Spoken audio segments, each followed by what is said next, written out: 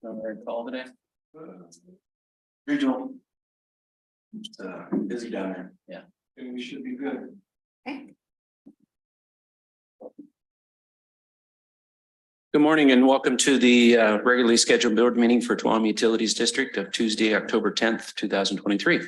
Director Boatwright, would you lead us in the pledge, please? Sure. Allegiance to the flag of the United States of America and to the republic for which it stands, one nation, under God, indivisible, with liberty and justice for all.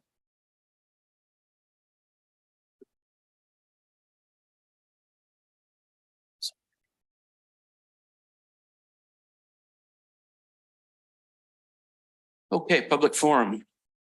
We'd like to welcome the members of the public who have taken the time to attend this meeting and provide comments on matters related to district business. Any member of the public may address the board relating to any matter within the board's jurisdiction. This need not be related to any item on the agenda. However, the board cannot act on an item unless it was noticed on the agenda.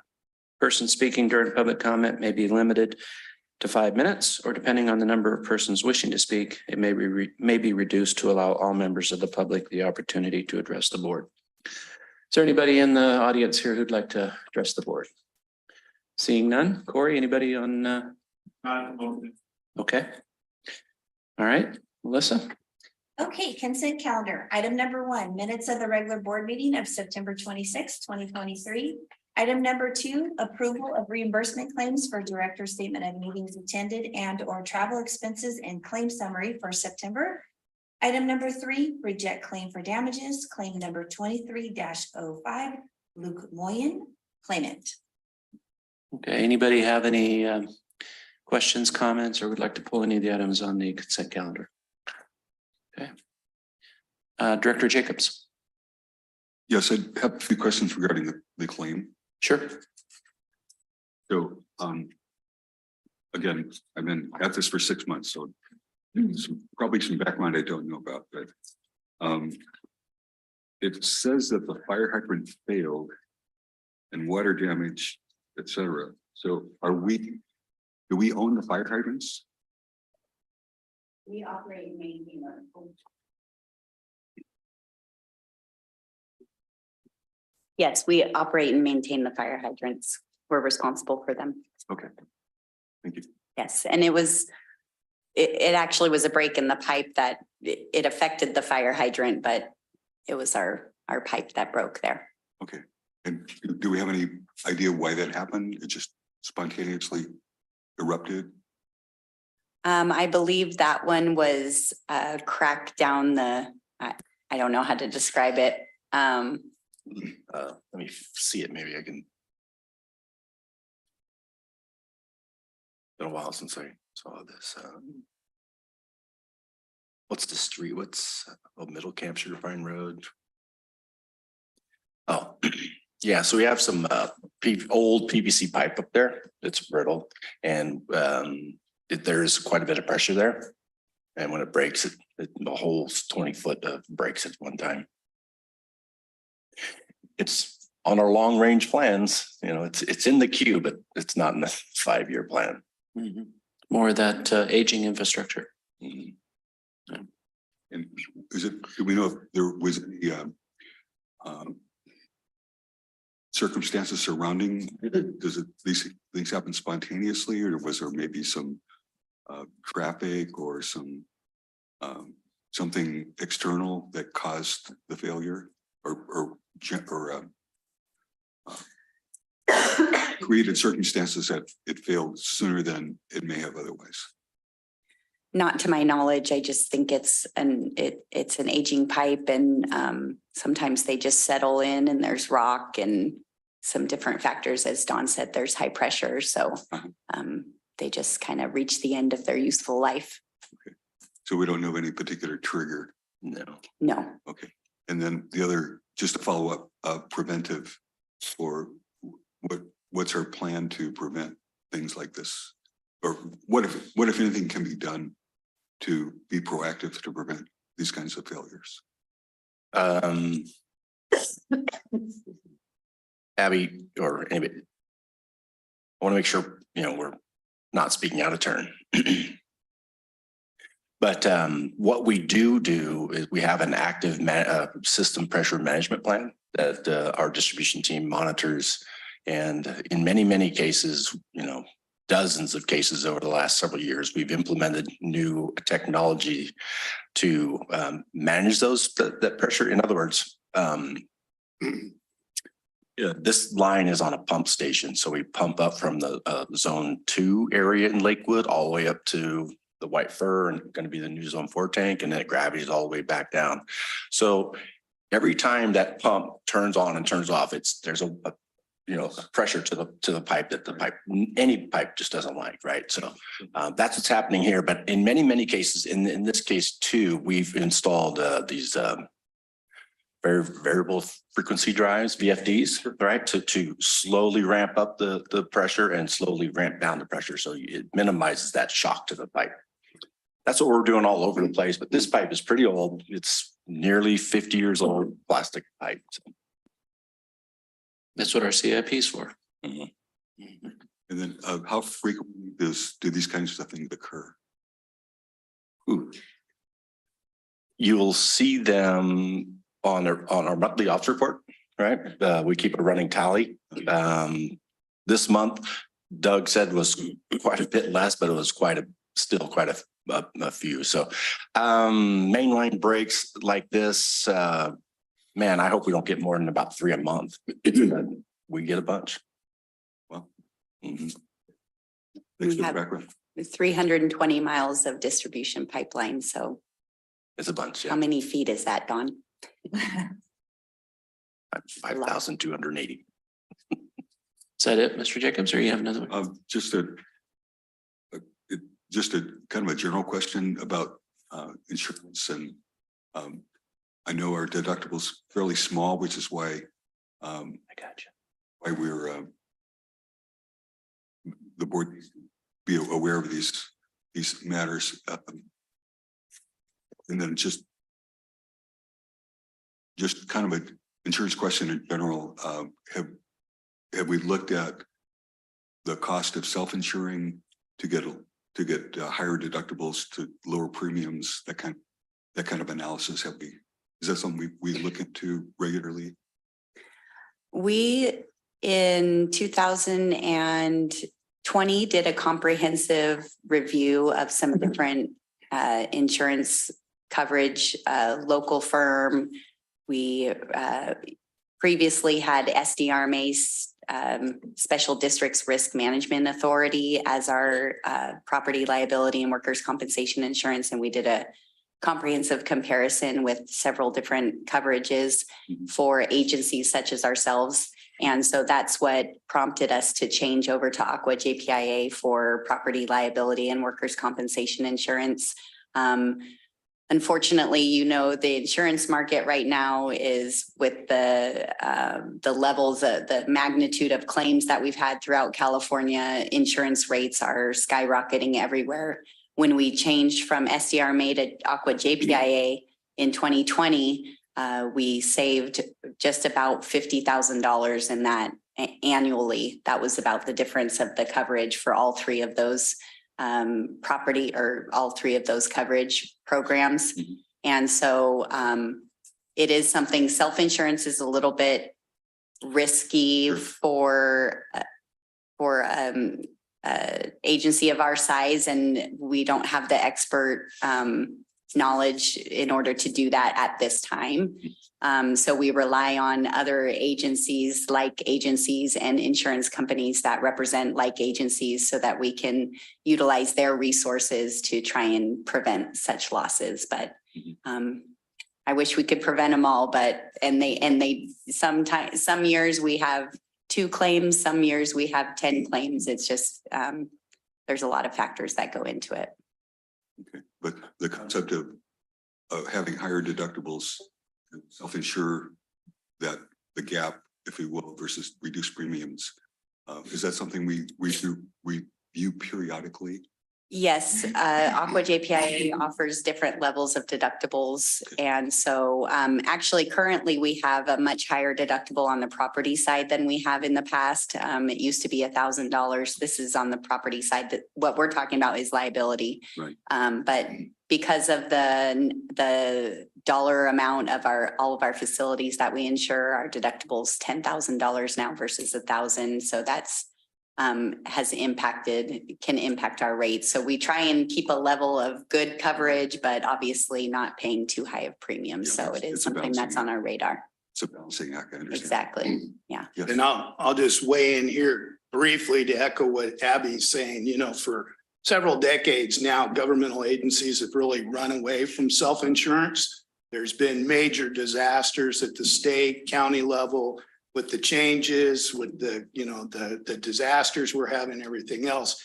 And really, like Abby said, for a district our size, this group insurance is the most cost-effective and most efficient and effective method. Great. And so really, SDRMA, Aqua JPIA, they are an insurance for groups of our size. Great. And if you look at the majority of special districts, especially in California, I don't know of more than one or two that actually self-insure to that degree. The deductibles looked at, like Abby said, she's done a real thorough job and looking at it every time our comes due, each of these claims, everything else. But I would not recommend self-insurance. We don't have the reserves, number one, we don't have the skill set, and it's just not the way to go. The risk far exceeds the benefits at this time. Sure. So that's just my side from the finance side of it. Thanks for the background. Appreciate it. Director Ringen, you had a comment? Yes, I wanted to remind Director Jacobs that we did not install that pipe. We have nothing to do with it other than we inherited it when the county formed TUD in 1992. Right. So the breaks that we're getting has nothing to do with what TUD installs or whatever. We're just cleaning up the mess that they gave us. Right. So Yeah, I get that. Thank you. that's why it happens, and we have no control over it other than being able to go ahead and replace it, which like GM Perkins said, they're aware of it, but there's only so many dollars for infrastructure replacement, and it gets put on a list, and when we can get to it, we do. Otherwise, ratepayers would go broke paying for all this. Yeah. That's it for me. Director Boatright? Abby, I got a question. The deductible you mentioned, is that per incident or is that per year? Deductibles are per incident. Okay, thank you. Okay. No other comments? I'll entertain a motion to approve the consent calendar. I move. And I'll second it. Okay, it's been moved and seconded to accept the consent calendar. Any other further comment? Okay, all those in favor? Aye. Opposed? Passes 5-0. Melissa? Okay, regular business, item number 4, discussion of district policy relating to water and sewer service to accessory dwelling units. Good morning. While Antonio is making his way up to the podium, I'll just say that, the topic of accessory dwelling units has been prevalent as of late, both with this board and within our community and elsewhere in our community. So I know it's a desire of the board. It has been a desire of the board to hear about this, how TUD treats this. So I asked Antonio to put this thing together, and he's here to kind of give us a little 1-2 on accessory dwelling units and answer any questions. Thank you, Antonio. Yeah, you're welcome. Good morning, everyone. Antonio Ramirez with the TUD Engineering Department. So ADU laws have been kind of in the works for the past, since about 2019, to address housing shortage. The state and lawmakers started coming up with ideas to stimulate more housing, right? Affordable housing. And so these laws have evolved since 2019.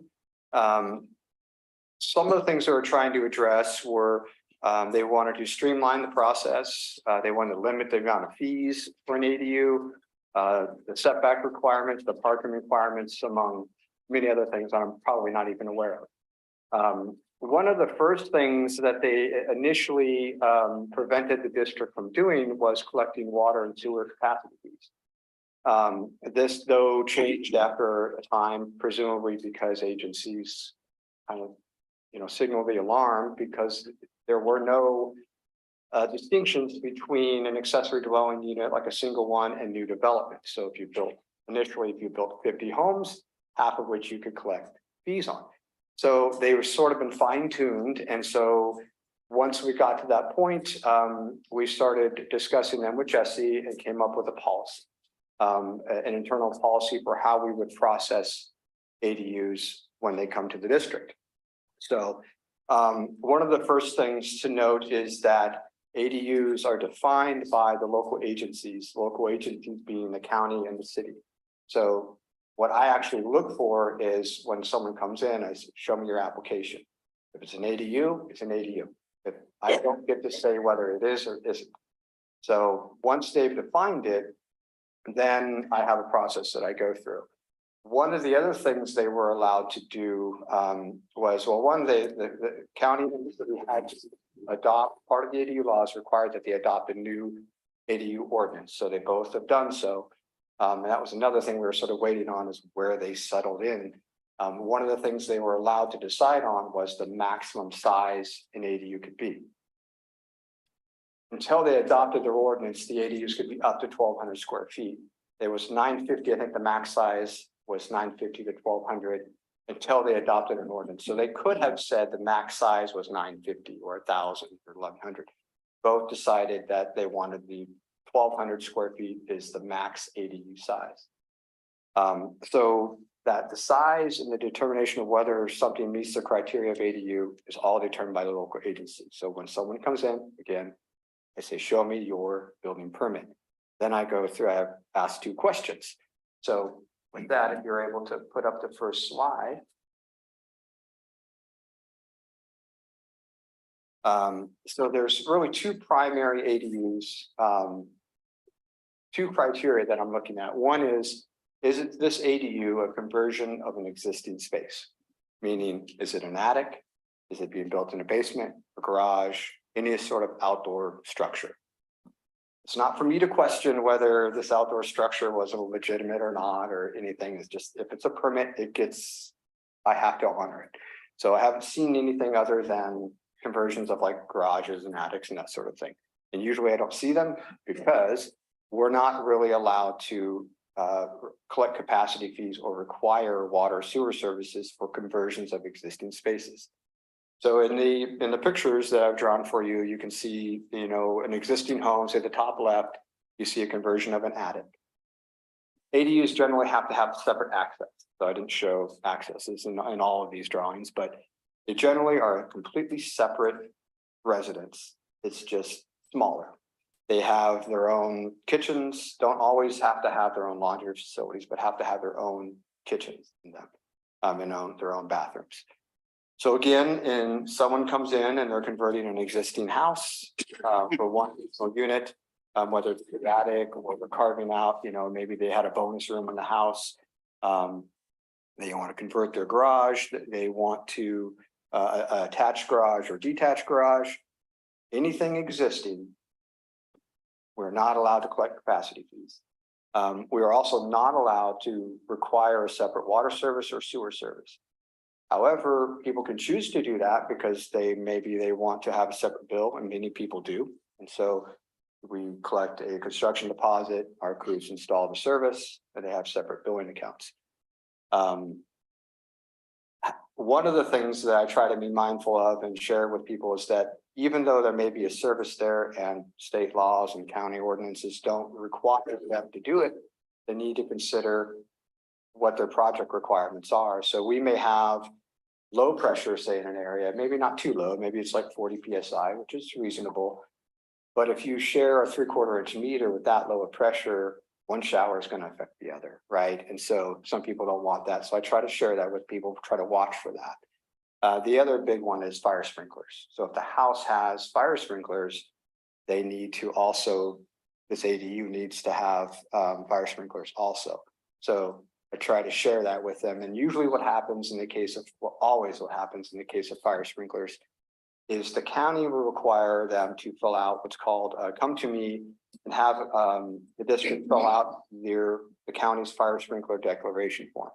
So I will tell them what the pressure is, what the service lateral size is, and the meter size is. So again, to summarize, these conversions of existing spaces, we're not allowed to collect capacity fees, not allowed to require separate services.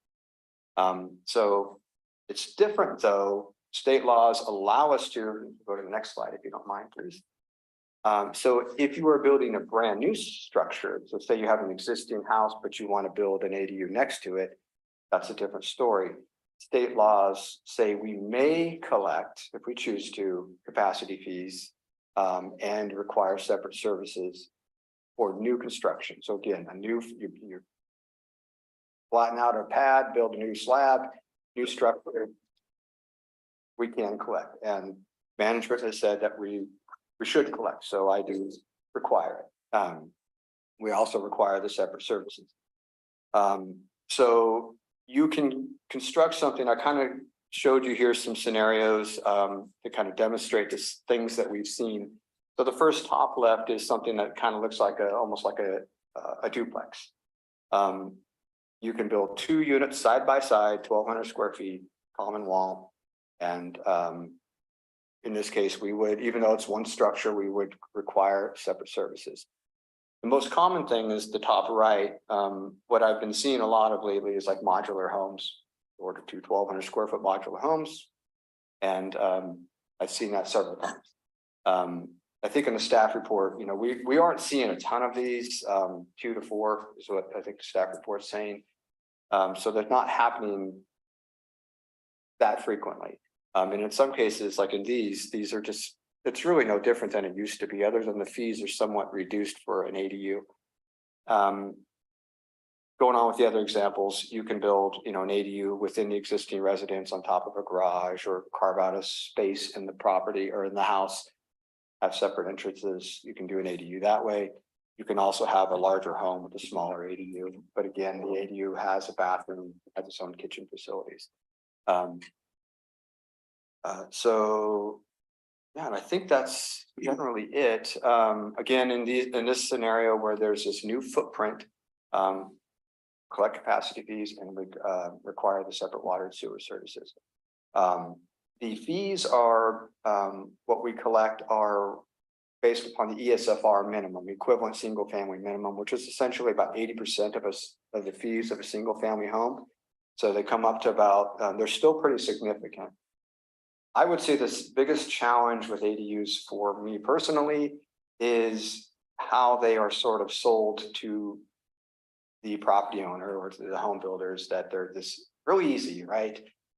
Most people are coming to me saying they're almost more difficult in processing wise, because people don't understand the process yet, but there's still a lot of steps you have to take, you know, that people, I think maybe their hopes are really high.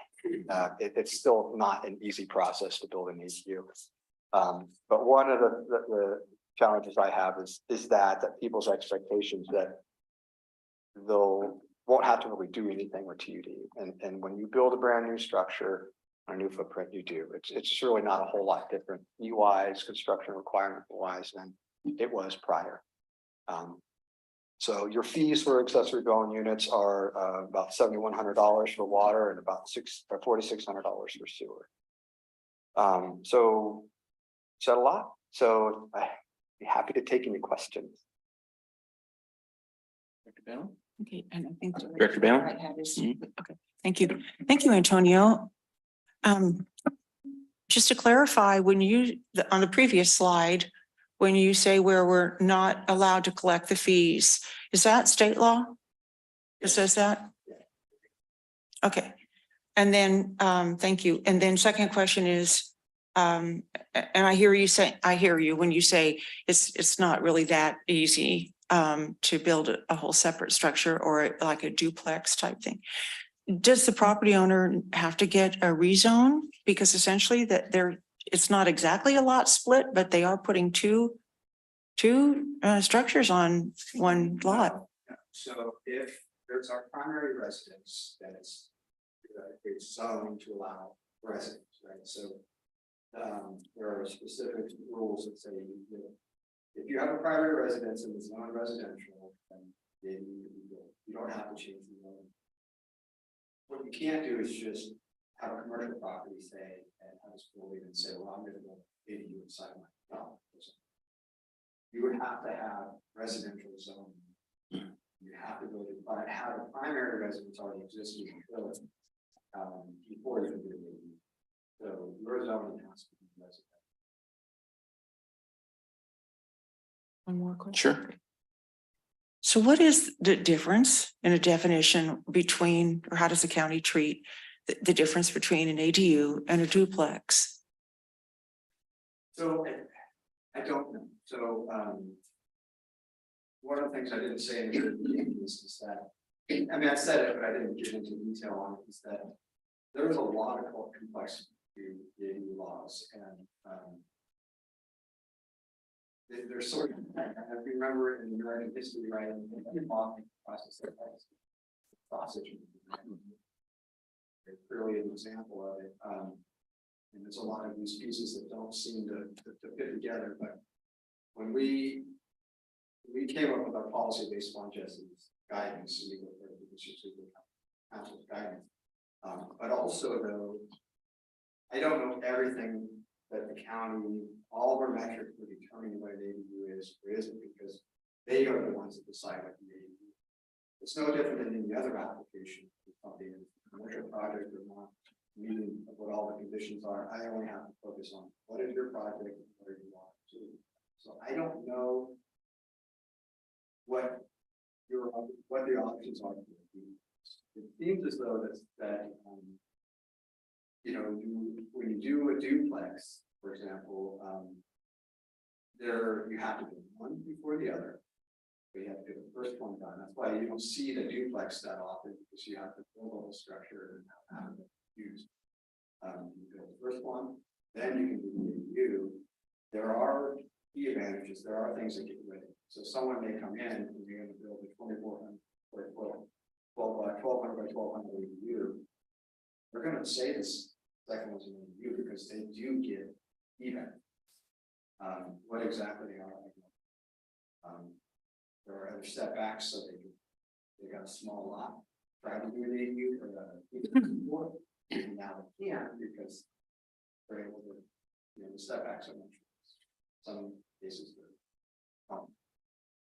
but I don't necessarily focus on it, so I can't really answer that because it isn't necessarily something that I need.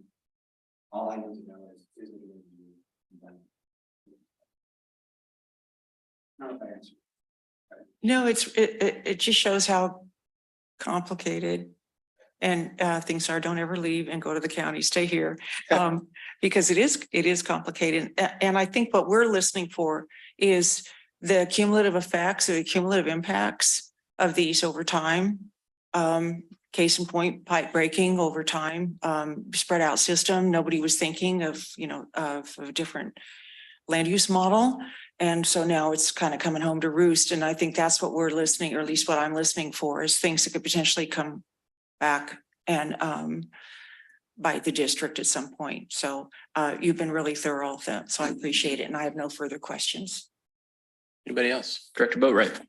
Good morning, Antonio. Good to see you. Is there a limit on number of ADUs on a property? Yes, so in the case of multifamily, I think they say an average across it, so I'm kind of going off memory. In the case of multifamily, I think it can't exceed 25% of the total number of units. So if you have, say, 2 ADUs, I don't know if it ends after that. I don't know. You can also do, in a single family situation, you can do an ADU and then a junior ADU, which is smaller, has to be completely inside the existing residence. So there are a couple little options, but again, I ignore that because the junior ADU is a size that I can't do it. So it's I have blinders on it. So I don't know everything about junior ADUs because they're sort of out of my realm. But there eventually gets to be a limit. You can't just build a bunch of ADUs. And I think it's only one on a single family property. To qualify for the waiving of connection fees, does it require that the primary property owner live on the property? It used to, I don't think it does anymore. It definitely, that's how they all started, was that the primary property owner needed to live on the property and it couldn't be rented out. I think they pretty much got rid of all that. So they're And separate. again, if there's an ADU application, then the county resolve. If, say, you had a property and a rental and then they say it's an ADU, then it's an ADU, whether you live there or not. So, but I think for the most part, the owner requirement is gone. Yeah, I'm sorry. What I was think that? the owner living on the property requirement is gone.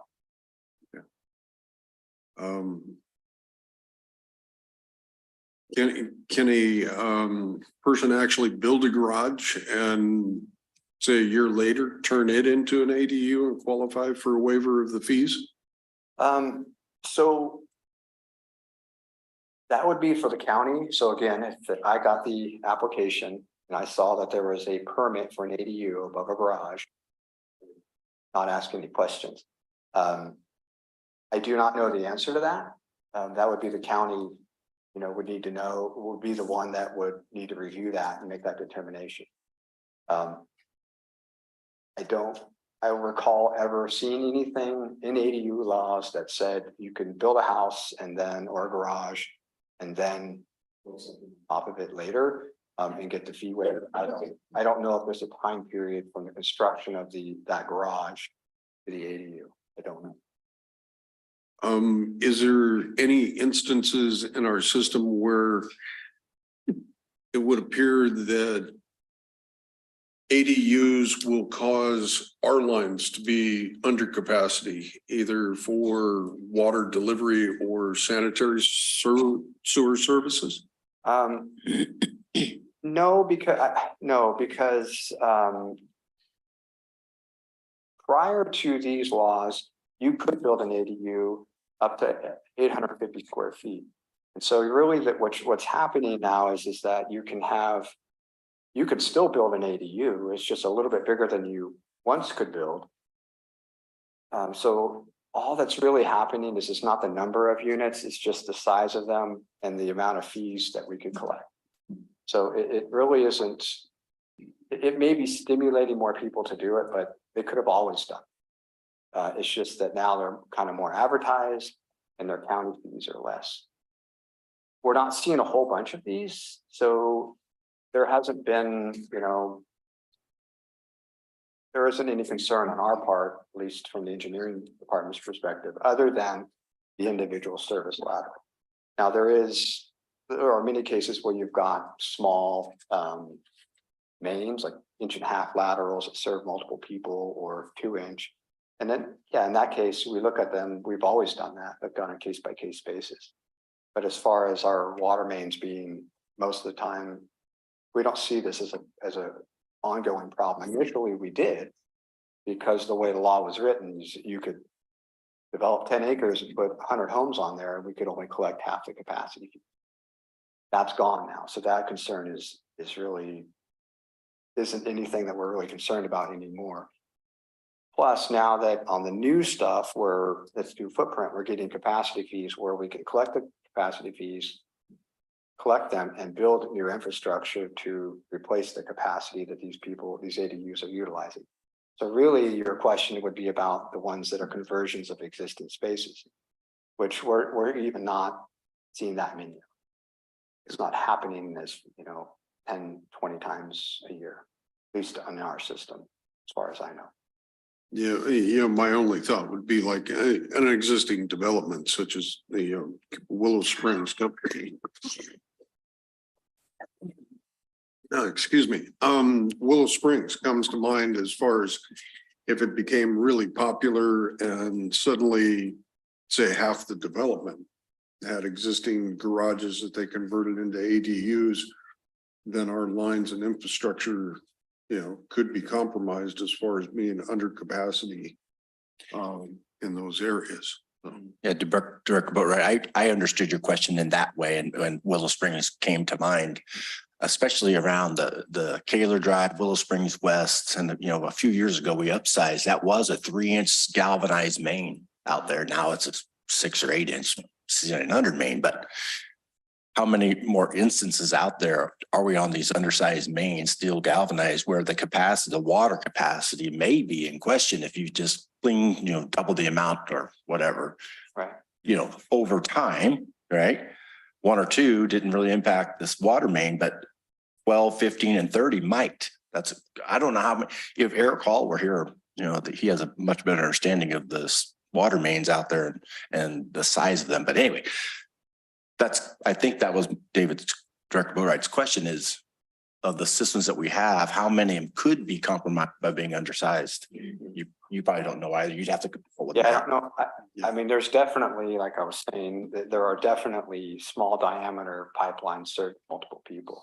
A 4-inch can serve a lot of homes, but when you start getting down to 3, 2, 1.5 inch, it's something we're always looking at.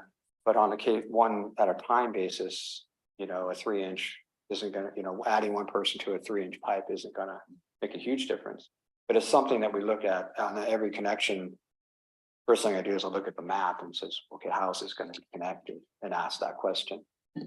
There could be, hypothetically, people want to put an ADU in their garage, and then suddenly we have double the demand. But I don't see that as something that is happening that frequently, at least yet.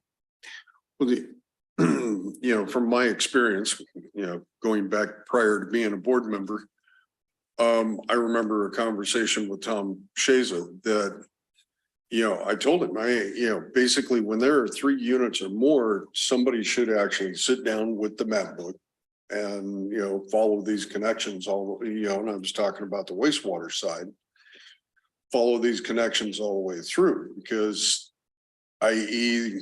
there was a development downtown Sonora, the bungalows, where this, that did not occur. And the bungalows is actually a very sizable development that actually ran through a lift station that wasn't accounted for, when the project was being developed. Subsequently, and, resulted in us having to increase capacity there. But yeah, it just seems like, that side of it, without converting normal existing spaces, could impact district services. All right, thank you, Antonio. That's very informative. We do collect a lift station adder for new connections, so which we would have done with that subdivision, but it didn't exist at the time. So Director Reagan, you had a question? No, I've got some comments. Having spent 60 years in the construction, remodel, and repair and home inspection business, I've seen the good, the bad, and the ugly when it comes to ADUs. And this is a letter that I sent to the Board of Supervisors. Don, you have it on your computer, so you won't get one of those. This was a while back, and didn't get one word from them because they're real gung-ho on ADUs. And it's because of tax money and that sort of thing. Thank you.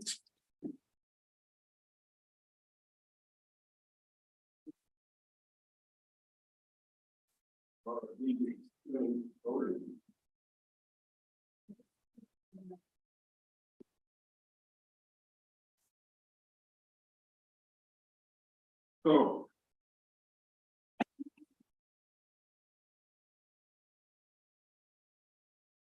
Having looked at many buildings and homes, I've seen a lot of these things built with no permit, no nothing, unsafe as can be.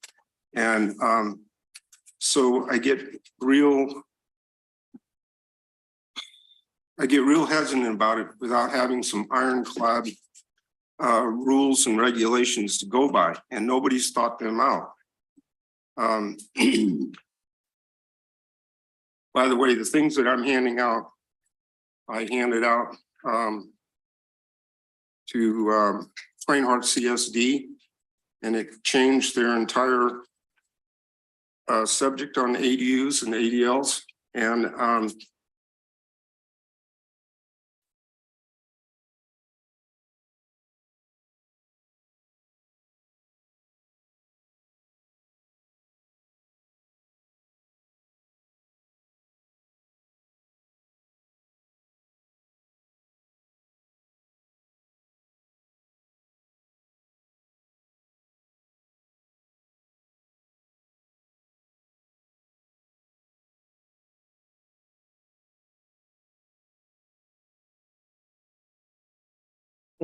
I have.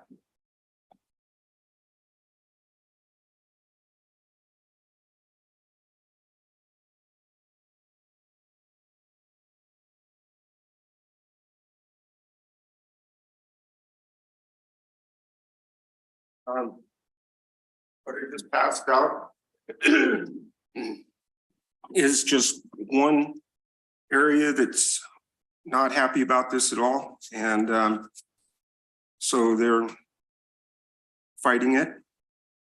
To what degree they'll win, I don't know, because the state's real supportive of ADUs, ADLs, and that sort of thing. And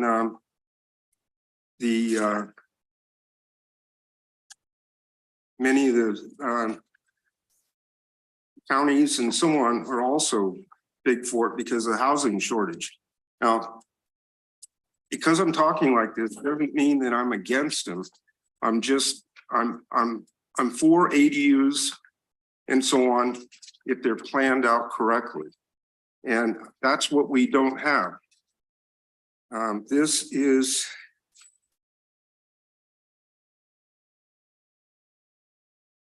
a comment piece that I believe I sent into the Union Democrat some time ago, several years ago.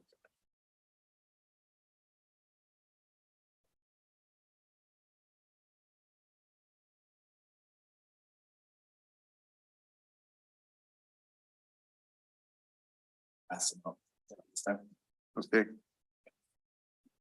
See this one, short one here for some reason. Yeah, that's me.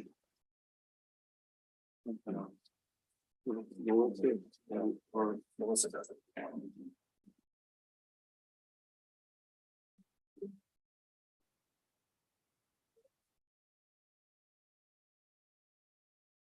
Emily, you're gonna get mine when I get done. Because I know you'll get involved in this one way or another, whether you want to or not.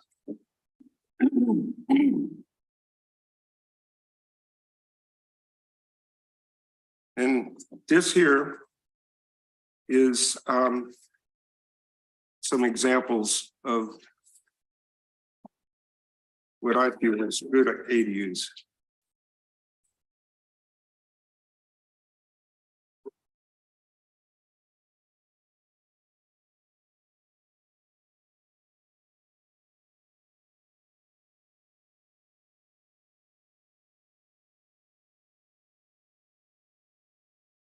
And I can't give any of the copies. Not even worry about that. Oh, okay. So, I think I laid out in those things, what I feel are the problems that have not been looked at and should be examined. before just willy-nilly, these things get built and okay, because personal experience of mine was had a fellow that was a contractor, and so he wanted to build a garage. And he sent it in as a garage with a office over the top of it, which made plenty of sense to me. So I okayed it. When the planning department sent out the requests to so many people that are within a certain area, they have to ask if everybody's okay with it. And so what it turned into after he built it was a studio apartment. Well, I used to have to take a great big stick with me to walk across the street to get my mail, because the tenants had 2 dogs who would come out snarling and wanting to bite me. And I mean, there's a lot of things about ADUs that can be a disadvantage. One of the things is like that ADU that I was just talking about got connected to a septic system. Well, the septic system for the house was built for a contractor never puts anything in that isn't to the bare minimum. So the septic tank is the right size for the house, the main house. But now it has an ADU attached to it with maybe 2-3 people living in it, you know, family. And so that's a hazard right there. When most people don't take care of their septic systems, and if it overflows, now we've got pollution, and it will affect our watershed. I don't know. It just can you imagine ADUs up in like Miwok area where you can't park on the street during the winter because of snow plows, and if you could even fit an ADU on one of those postage stamp properties, where are people going to park? Where are the kids going to play? Out in the street? I don't know. There's a lot of downside, and I think that it needs to be thought out first. So I'll leave it at that. Thank you, Ron. Director Balin. Yeah, thank you, Ron. Do you mind if I just ask you a few questions? You handed out some pretty important stuff, and since we're live, it might be good to just clarify some things. Sure. Okay, so you did, I respect your concern, and especially if there's areas like high fire danger and you increase residents' cars, whatever in a neighborhood, that will have a cumulative effect, especially on insurance and so forth, and on the roads as well. So you bring up really good points. But my question to you is, for TUD, is what do you see could be pitfalls for TUD? And how then could the district either protect itself or plan for this kind of infill, if you will, happening? Clearly, we have a shortage of workforce, housing, et cetera, and student housing as well. So it does fit a niche. But what do you see for the district, the pitfalls, and what we can do to remedy any of that? Well, everything that goes in would need to be upsized, in my opinion, because we don't know if this is going to catch on big time. I mean, AARP is pushing this real hard because of a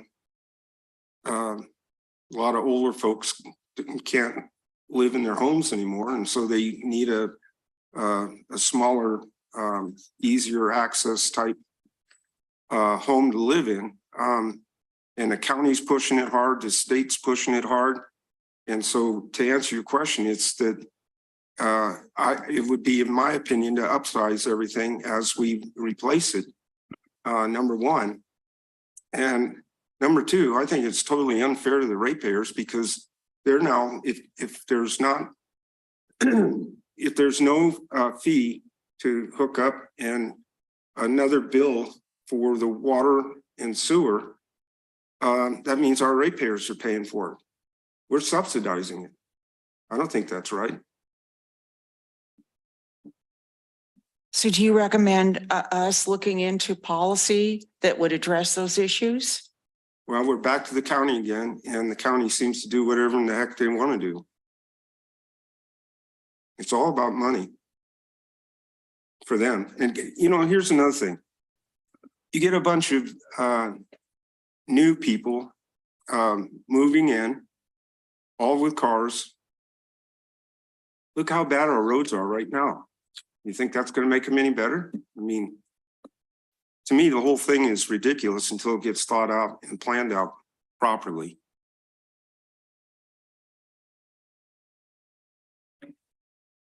I don't know if the district has the maps. I mean, someday Eric Hall's going to go away and all this amazing, you know, corporate institutional knowledge, you know, may go away because our system has just have different generational build-ons. And we have legacy issues that haven't been addressed in a comprehensive way. For an example, downtown Sonora has a lot of historic infrastructure.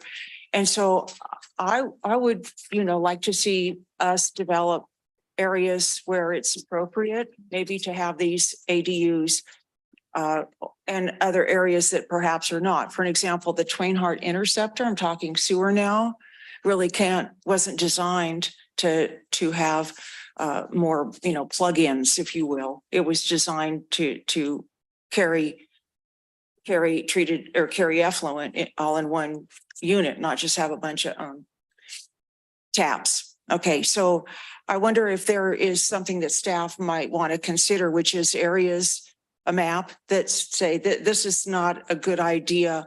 This will strain our system over time.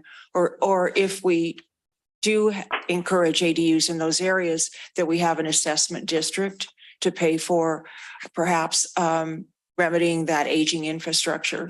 I'm just throwing out ideas, but I'm just addressing your concerns and seeing what TUD can do on our side of the fence.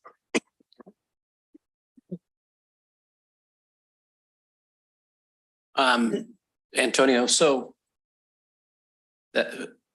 that's all, those are good points, but the way I'm reading this is we can't collect those capacity fees, correct?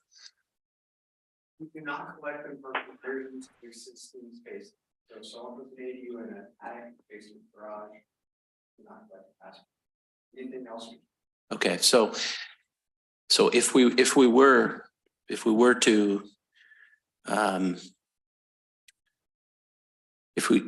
I guess we would have to change our rates if we were going to try to collect something on that in the future. Would that be possible? I don't even know if that would be possible. Because if the county is forbidding us to do that, then. So I just try to mind. So in the case of conversions of existing spaces, we can and do increase the sewer billing rate. They will, if they have a common meter, and will be making some money on the consumption, the additional consumption. They have a separate meter than we have to pay. So Yeah. For the conversions of existing spaces where we can't collect capacity, the utility billing, we can adjust it for so you are in something. Everything else is basically different. Yeah, and then also going back to your earlier comments, it is not TUD determining what an ADU is, nor does our role. It's the county's role, and we act accordingly after, you know, when they come in to talk to you about getting a service. Correct? Yeah. Yeah, the laws are pretty clear in that they have language that says the local agencies, county, city, and utility providers shouldn't be making any laws that counter what the ADU laws are trying to do. Correct. Yeah. So we're trying to create laws specific to slow them down. The county is asked to.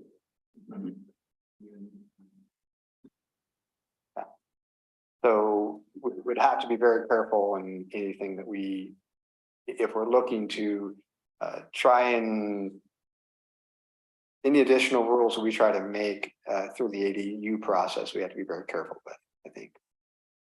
So, yeah. Yeah, that speaks to my comment earlier. So, thank you. Hi.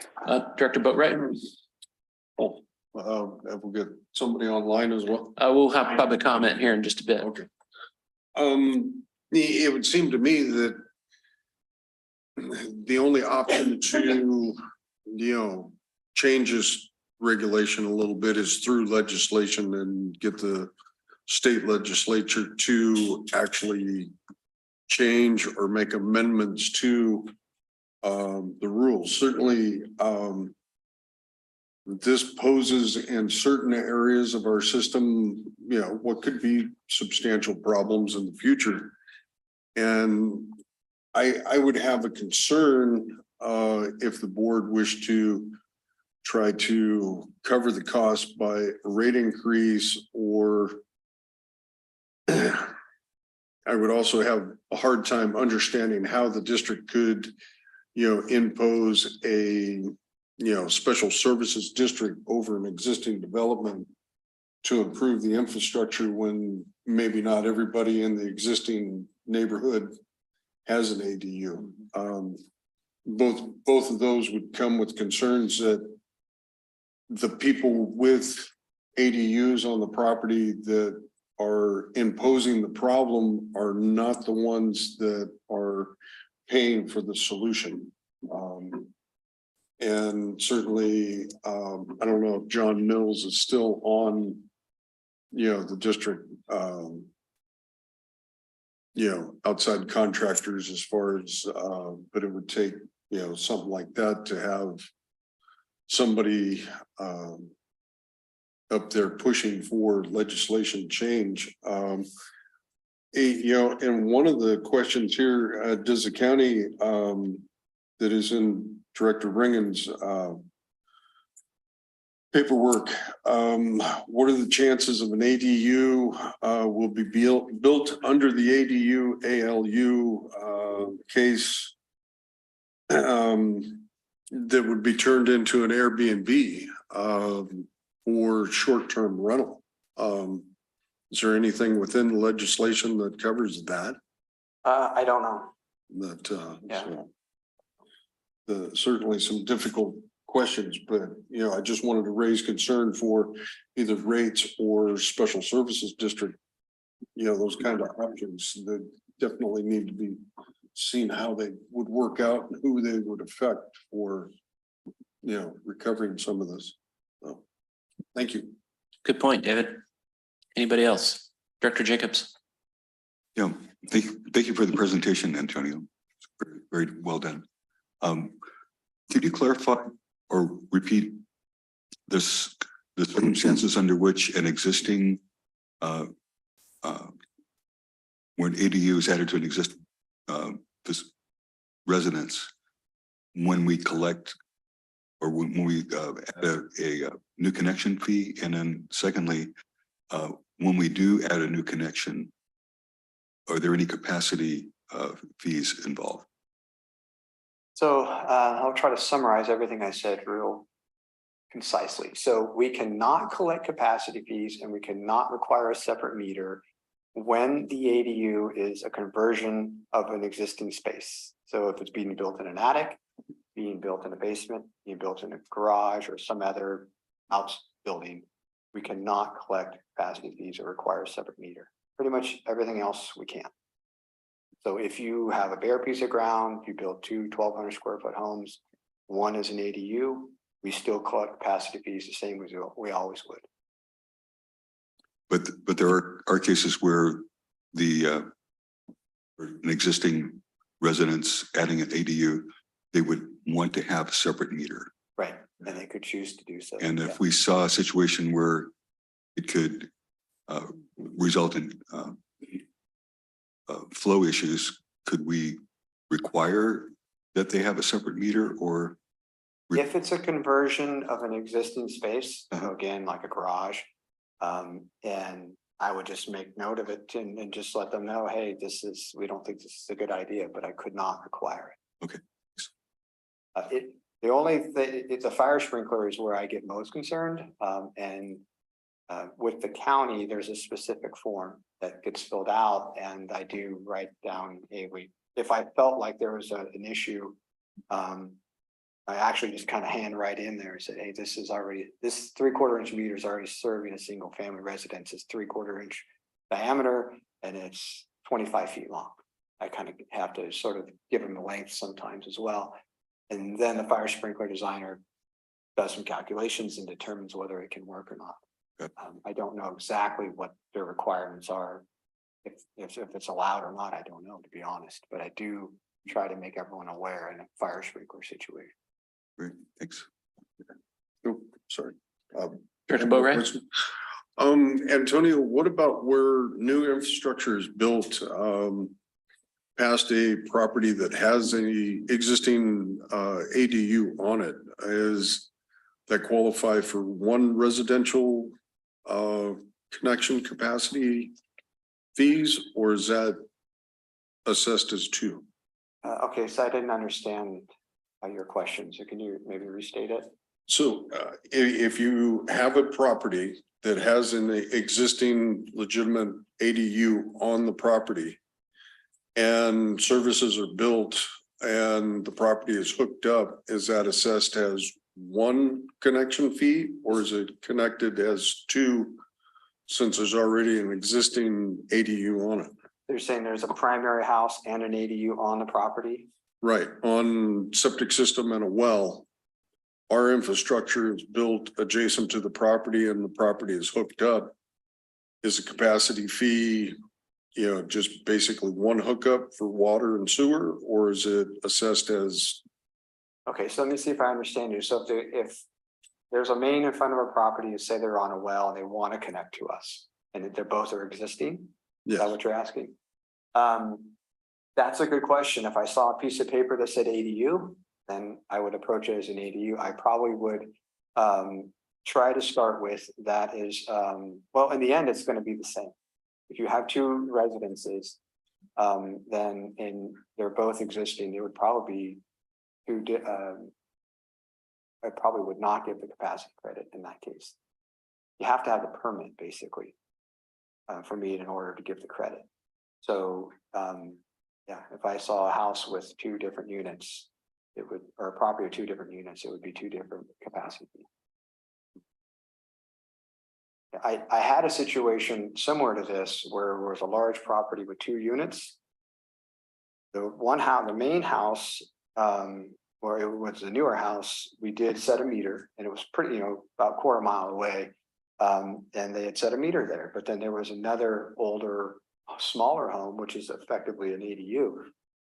But they remodeled it as an ADU. And so in that case, it was actually existing first, but it was defined as by the county as an ADU. So they're paying taxes as an ADU and it's classified as an ADU. So I basically had to give them the capacity credit. I don't see that often though. Thank you. Any other, Director Balin? Yeah, good discussion. And I know that various times we cycle back to, well, we don't have very many of these. We don't see it this often, but nonetheless, clear policy is really helpful. And regardless of how many, because we could have a big stampede of these things, we don't know. So not getting caught flat-footed is really important. So there's a lot here that we don't have any control over. And, because the state is setting policy and the county is interpreting that policy. So in the past, TUD has, the boards, myself included, not really known what questions to ask to make sure that whatever we're doing doesn't have long-term consequences. So I think that's kind of one of these moments. We don't exactly, or at least I don't exactly know what to ask, but I'll just kind of get to the point is we don't want any existing customers to shoulder any of this unfairly burdened. And I think you're really doing a good job at fleshing out what the issues are and working within those laws. so what my point is, because the past boards have not been proactive, we've kind of sat back and received the spaghetti, or just say, yeah, we can serve this, how many pipes we can put over here. And we've inherited now a very expensive system. And we see that now. We didn't really see that project by project. So I think now we're pushing this issue to make sure that we don't get ourselves in a situation where we couldn't see this coming, and yet there is more of a need for this, and we don't have any real clear direction. And we end up saying yes to things again without really understanding what the burden of that saying yes is. And I'm just kind of summarizing the position right now that I feel like I'm in right now is making, there's clearly stuff we don't have control over, but I just want to make sure that we don't burden the ratepayers with some unintended issues. And I think you're there to look at those potential issues and work with the developers. And I could actually see raising capacity fee for developers that are going in brand new, and they know they want an ADU and it's a standalone, and there's a fee that we can collect. And I feel like that is a clearer case of us receiving a new customer in an appropriate place.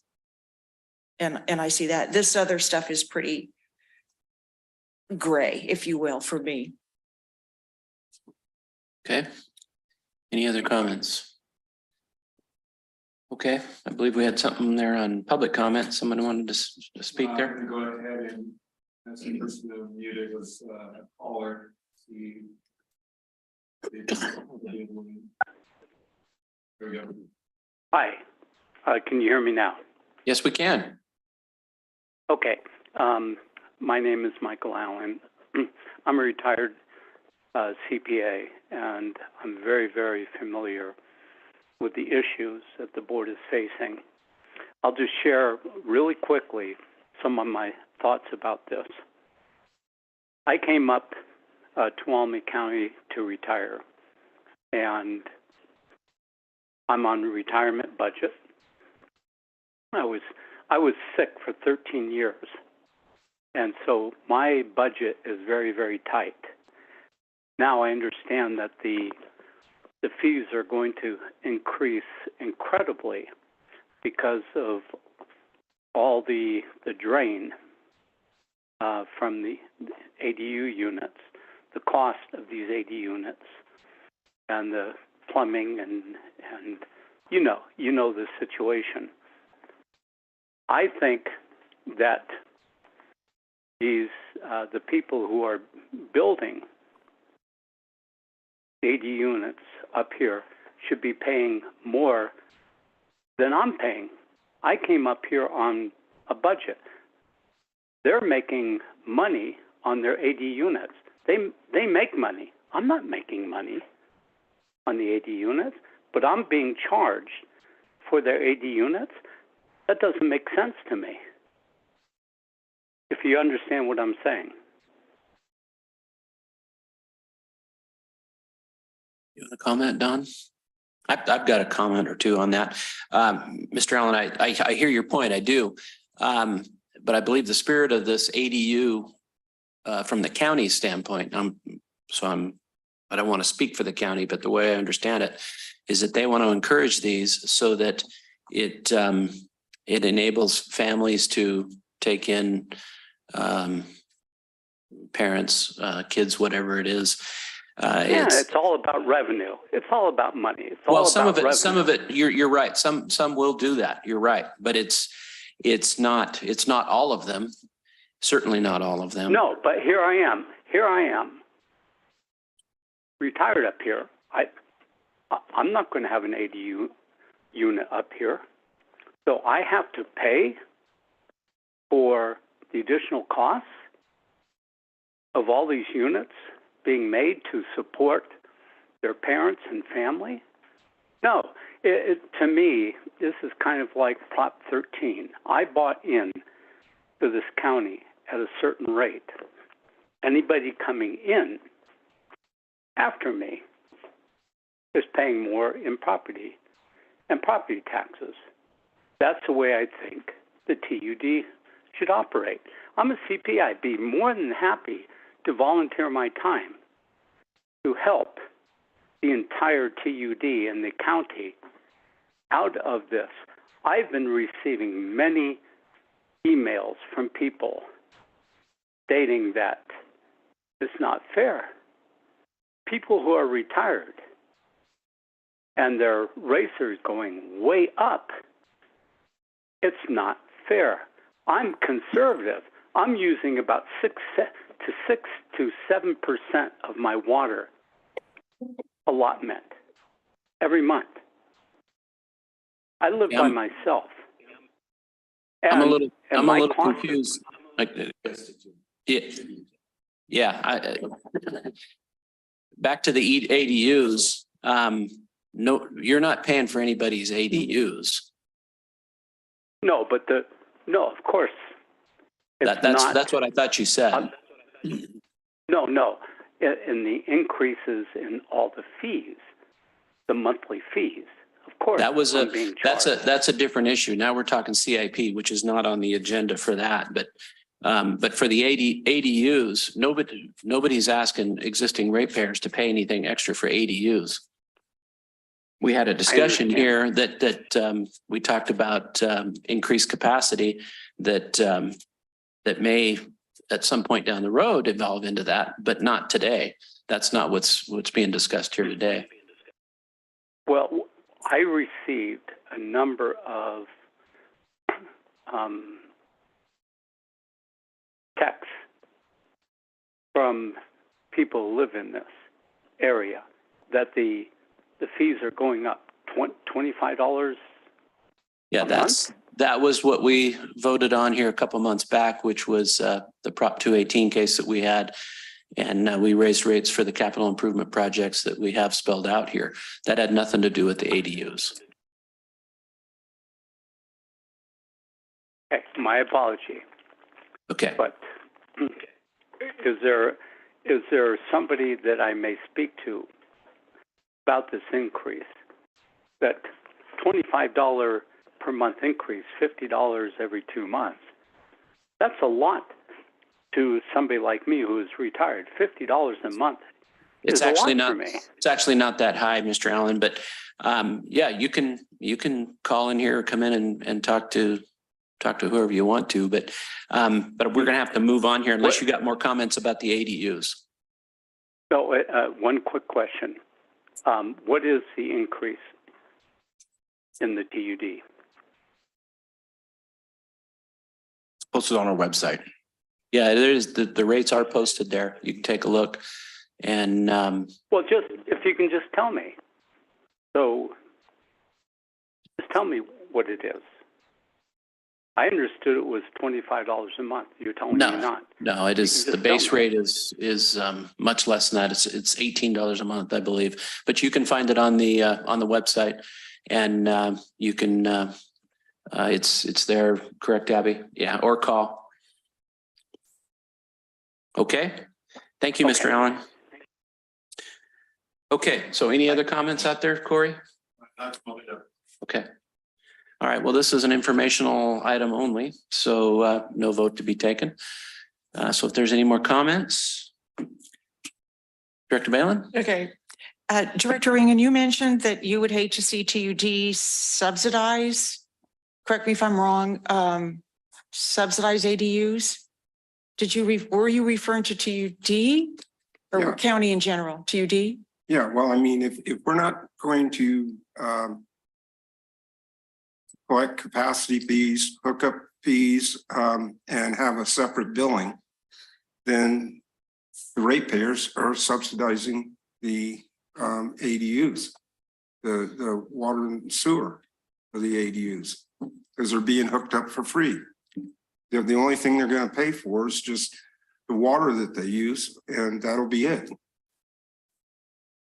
The extra water. So is that your perception also here? Because this is, if it's your perception too, then it bears pursuing. I want to reword what you said, Director Ian. It's not that TUD is unwilling to collect capacity fees. Oh, I know that. I know that. But you said, that's the way you said it. I just want to make sure it isn't TUD's willingness to collect capacity fees. It's our inability to collect capacity fees. Correct. The problem starts at the state. Yeah, yes, it does. And so what I think I hear Director Balin wanting to do is develop policies that maybe, I don't want to speak for you, but it's kind of what I heard, is to survey our existing infrastructure and where ADUs could be problematic for the district and where they may not be problematic for the district. So I'll think with Eric and Matt on how we can do that. I know we can do that. We've taken a little time and invest some time in doing that. But what I think I just heard from Antonio, though, is if in the end, the district tries to put in place a policy that prevents an ADU someplace, the state already has a law that says you shall not do such. So Director Boatwright I think has the avenue here is to get with our policymakers, Senator Alvarado Gill and the gal we met the other day, and bring them in here and explain this to them, because they're the policy. We need to get those sorts of people to introduce this sort of legislation to the state, and we can certainly do that. We can do both. I think it's wise for us to understand where this is going to be problematic, i.e. Willow Springs, before a few years ago, and several places in Confidence. I mean, there's just some places where eventually this could be a problem as far as our undersized infrastructure.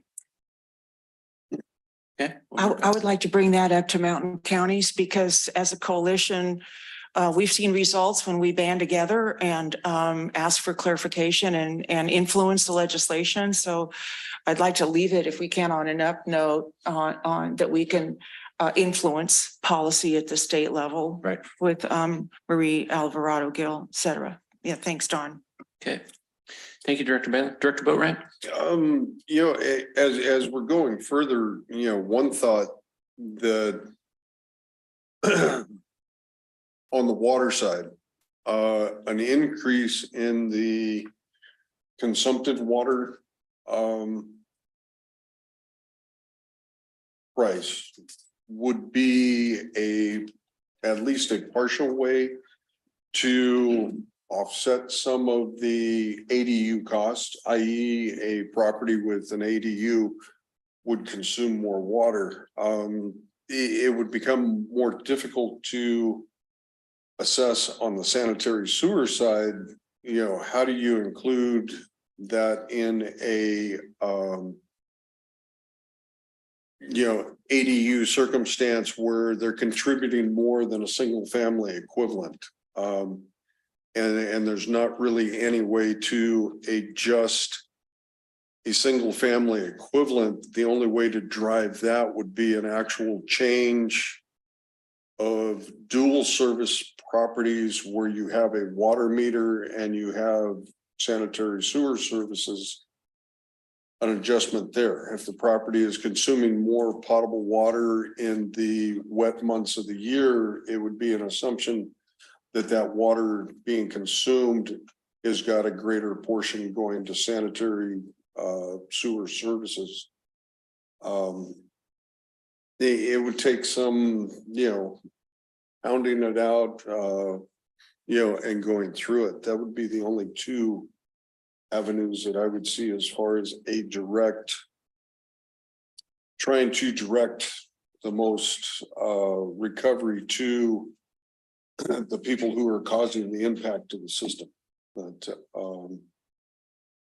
and those are just thoughts as far as So I think I can speak to this a little bit. So for sewer billing, for any of the ADUs, the sewer billing rate will be adjusted to reflect the ADU. So they were either paid double what they were or thereabouts.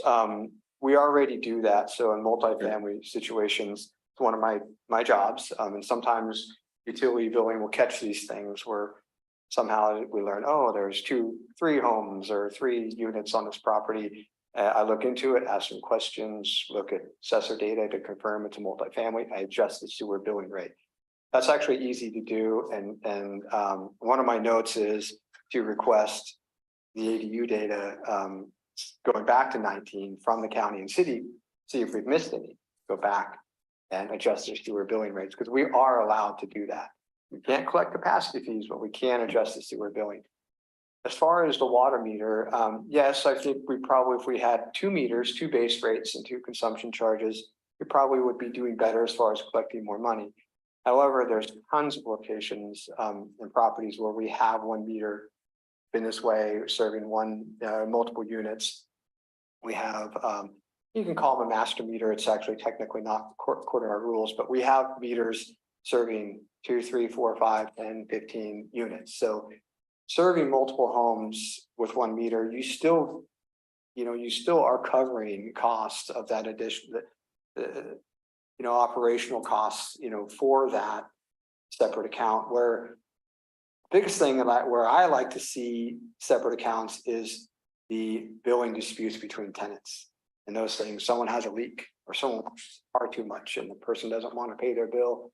Those are tough things that I work with utility billing and they deal with every day. So it's nice to have it separate because it makes it very clear. The conversation ends pretty quickly, but when they're combined, it does create problems, which is why I try to encourage people to do it. But so I think for ADUs, billing wise, we've got it addressed. And we're doing as much as we can do. And it's consistent to what we have been doing. That what we've been doing for a long time. But I did write a few notes. One is, again, to get a list from the county and city of ADUs, of conversions of existing spaces, see what we've missed. The other is, I think it actually isn't that hard to look at our infrastructure map because we do track the site diameters and see areas where we would maybe tell the county, hey, this area is a 2-inch line. And there are some areas like this. Say these areas, we couldn't serve without, I think this is probably a Jesse question. Who pays for that? And can we do that? Because I don't know. But also get some data just to see what their numbers are overall in the county of the ADUs, just to see what the trend is, because maybe there's a bunch going on that we don't know about, and maybe it's trending upwards. I don't know. So those are 3 things that I thought that we could probably look into. Thank you. Yeah. Director Jacobs? Quick question. If we do determine there are areas where we have capacity issues, is there a way to influence county zoning to mitigate that? Just an informational question. I don't know the answer to that. I don't know if that would necessarily be. I think, well, let me go back. They actually already do that. So they want to know where our infrastructure is. So if we've got appropriate size mains and infrastructure, then that's where they sort of promote development, a higher density development. So they aren't going to make high density development and zoning 5 miles away from existing infrastructure, right? So they sort of already do that, but I don't know if that would, if we've got 500 feet of 2-inch main, I don't know if it would be something they would want to rezone, And again, I don't think that zoning, you can't do anything about the ADU. The county can't. If it's already zoned residential, the ADU. So it's not much we can really, I think, would help. Barbara? So Antonio, when you gather data, I know that just this is a little mental note to because if we do see some potential burdens for the district with state stuff, then if you can red flag some of that, you're seeing, well, this doesn't seem quite fair for us, then that helps me guide this further up into the legislative or the legislative folks in our coalitions. They may have a similar red flag.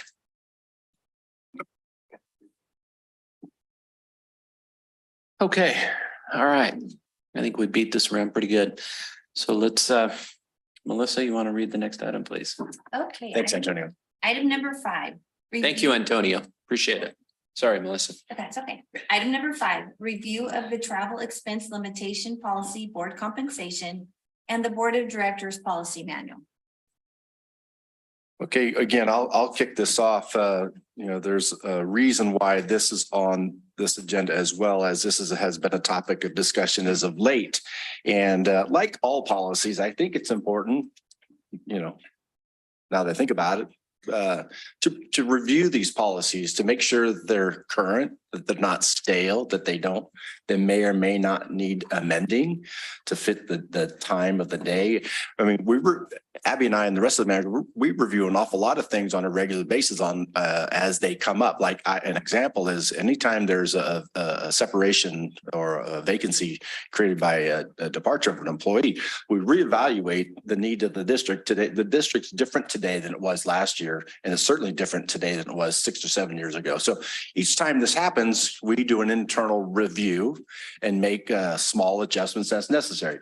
So likewise, a lot of our policies ought to be reviewed, in this case, travel policy by the board. So that's the reason why it's on here today. Hopefully it's just the beginning of the discussion. I think this will take several meetings, maybe get kicks to a committee meeting for refinement before, if we do decide to make some adjustments to the policy, I think it should take several steps so that everybody has an opportunity to read and weigh in and give their examples.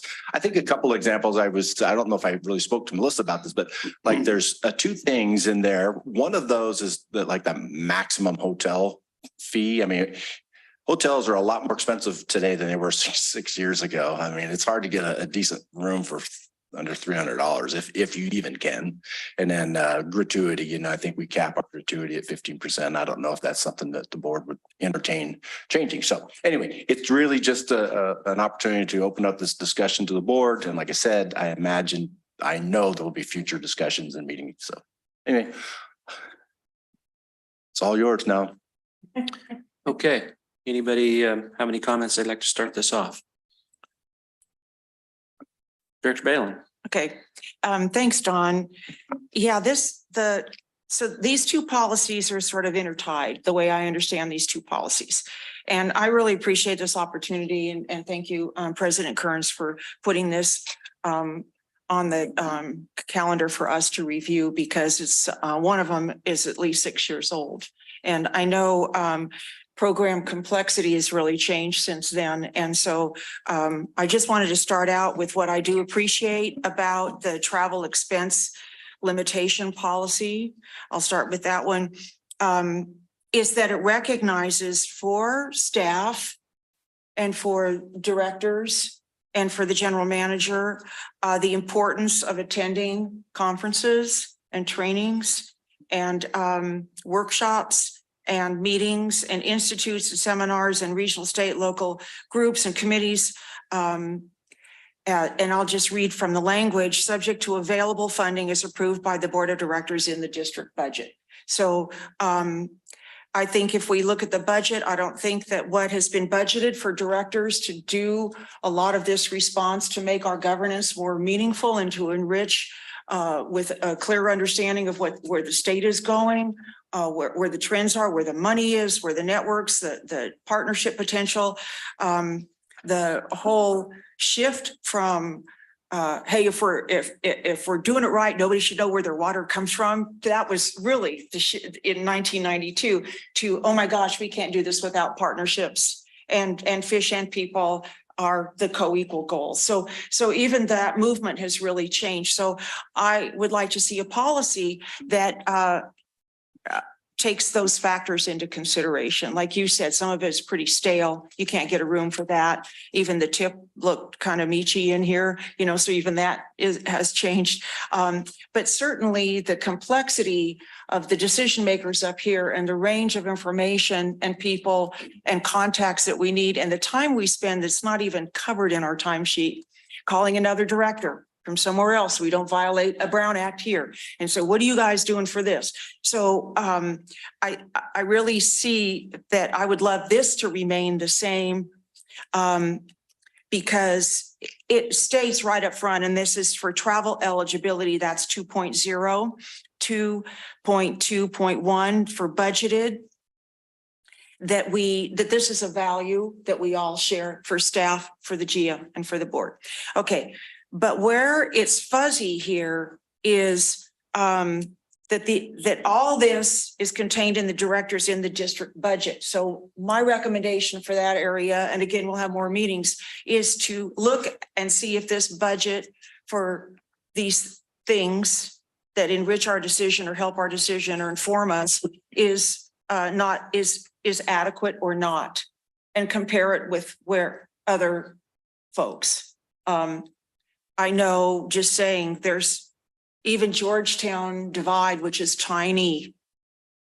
They go to DC and they influence some of that appropriated money for their projects. So we don't do that. We don't budget that. We haven't even discussed some of that. I think we only had one person one time, that was Ed, that went back there for the Bureau of Reclamation CVP project. So again, so my first thing here would be for us to really discuss the budget so that when we approve something, we have latitude as board directors to move without going, oh my God, we were budgeted 2,000 each. I've got to go back to the board every time and get an improvement to get approved for a meeting.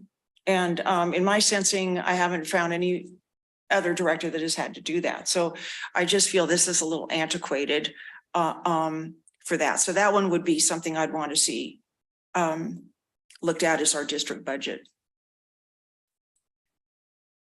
Okay, anybody else have a comment? Director Rand?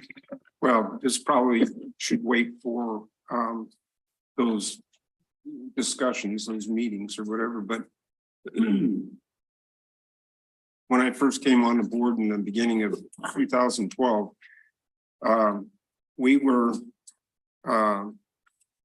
all of the board members were encouraged to go to everything that they could in order to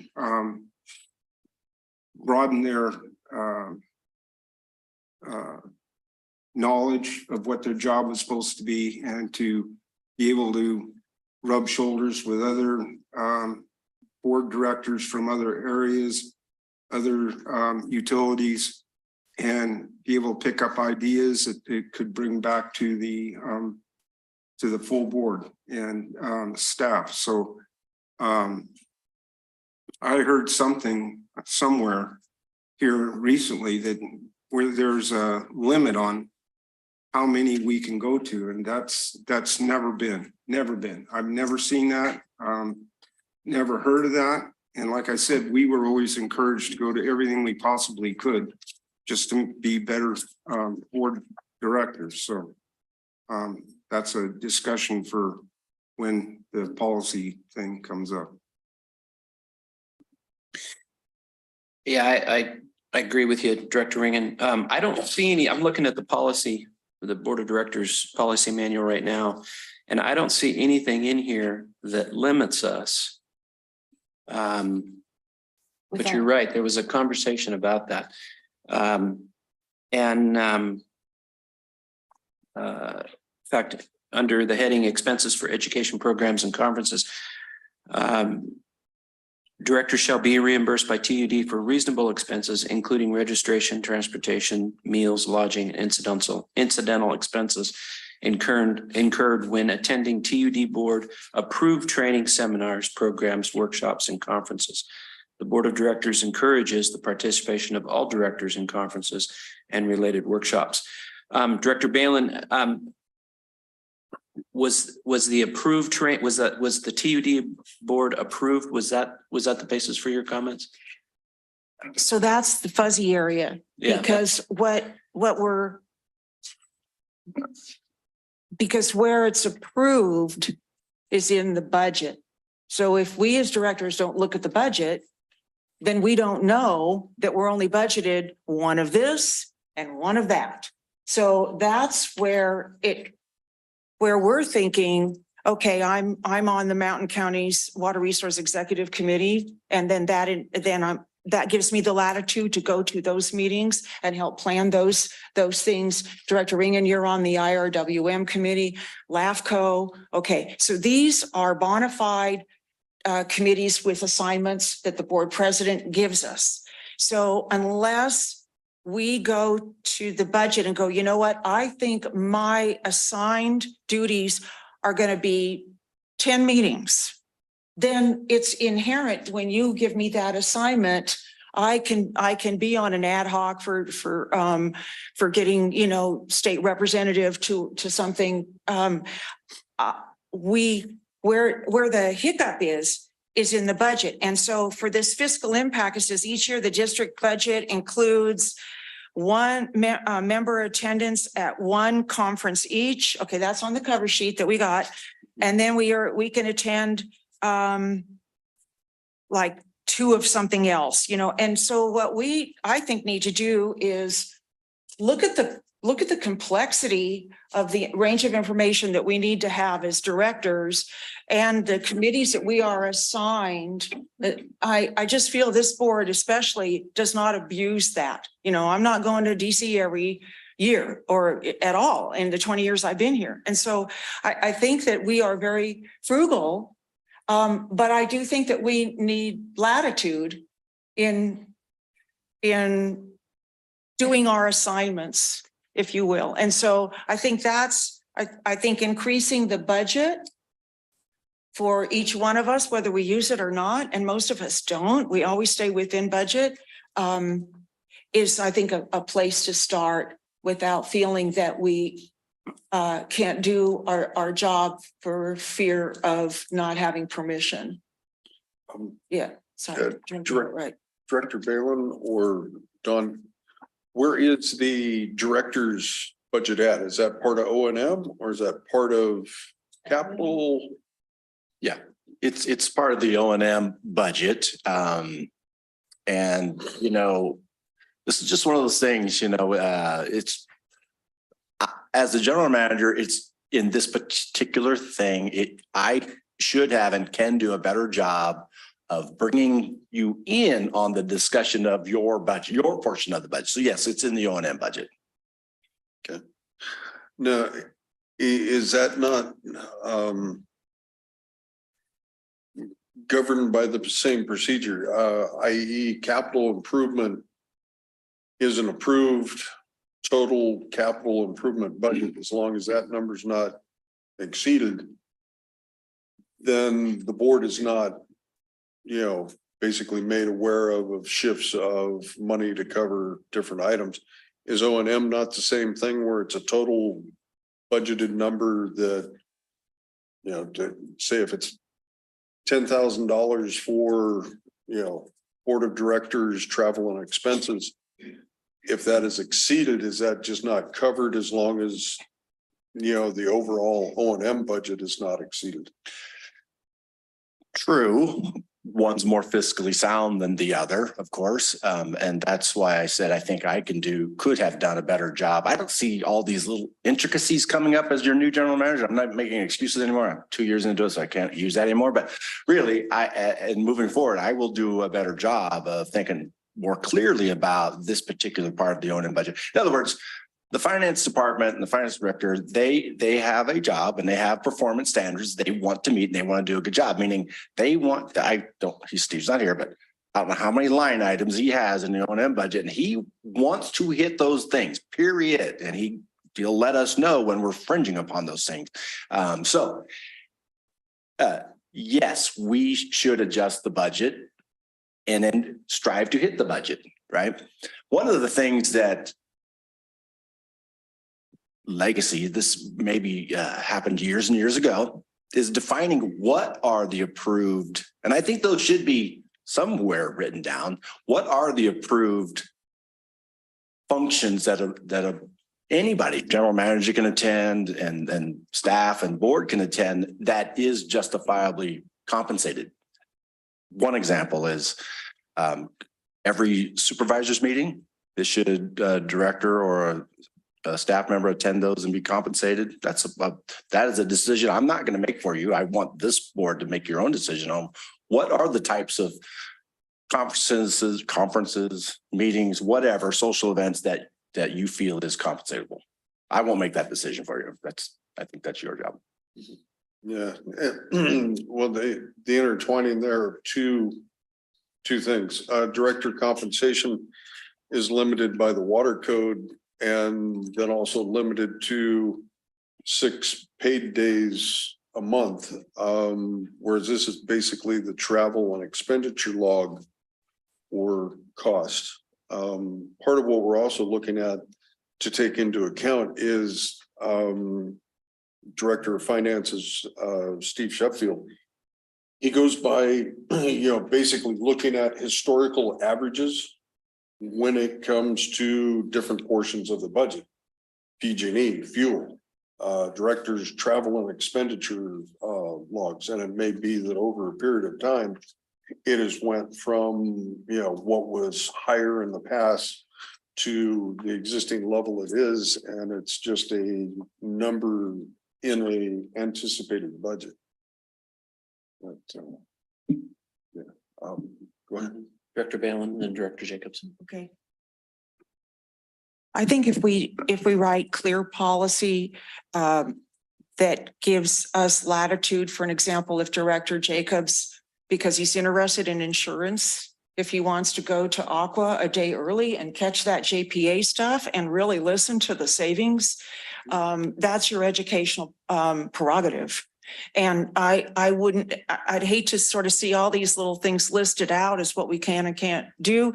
I think it's as electeds, our good judgment. I think ballpark over times, the money manager gives us about 5K each. Okay, so and yes, there's checks and balances. We cannot anything more than 6 meetings. Hey, we're volunteering. And I think we all honor that. That's in the code. But when you really look at other agencies, other public agencies, they no longer adhere to the $100. For Calaveras is 120. We have not changed that. And I'm not talking about, I'm just giving you guys just a little overview here. If you look at some of our brethren in Southern California, they're getting what Mesa is getting $291 per meeting per diem. And so there is a range. Not everybody even mentions this code in their policy. So I think that I don't think we're going to abuse this, but I just think that we need to update this so that we can do our job. Director Jacobs. I've got a printout. I haven't studied it, but I don't see anything in the government code section that gives dollar figures.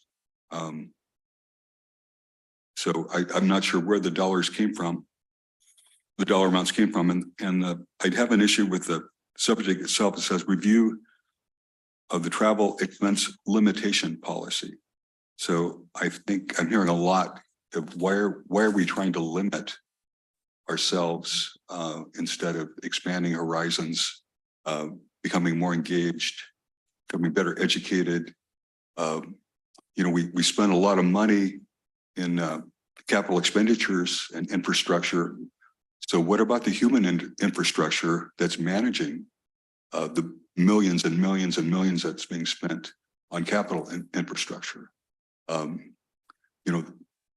Things are changing rapidly. We should be as best informed, as best equipped, as best educated, networking with the finest minds we can find to grapple with the problems that we have and find solutions and perhaps potentially save millions in money over the course of the course of the budget year or years. So I think it would be helpful for me, at least, to have either now or sometime have our finance director give us some perspective, kind of how we got to where we're at, and maybe some things we should consider for moving forward. Thank you. Anybody else? Director Jacobs, did you actually review the water code as far as compensation? I actually at the 11th hour requested Melissa print out the California code sections that were referred to in our handbook. in our handbook. So the handbook lists let's see, where are we at? Okay, on page 3 of 4 on the travel expense limitation policy.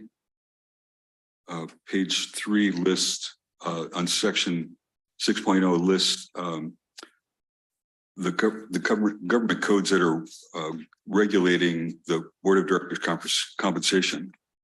And again, I haven't had a chance to really study it, but I don't see anything in here that gives a specific dollar figure. So I don't know where the dollar figures came from. I don't know why we're limiting ourselves. You know, I mean, my goal is to, I'm sorry, go ahead. Melissa. I'm sorry, those two codes that you asked me for are regarding reimbursements, Okay. not director compensation. Okay, I'm sorry. Right.